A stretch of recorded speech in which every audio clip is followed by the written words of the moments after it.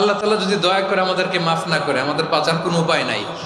আপনি কি ভেবেছেন আপনার নামাজ দিয়ে আপনি জান্নাতে যাবেন?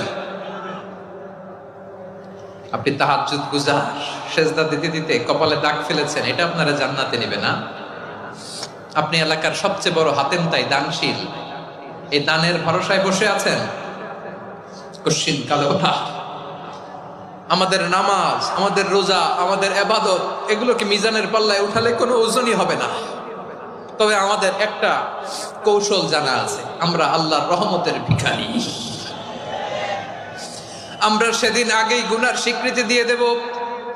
আমরা বলবো, আল্লাহ তুমি প্রশ্ন করার আগে তোমার একটা কথা বলি, আমারে কিছু জিজ্ঞেস করো না, আমি সব করেছি।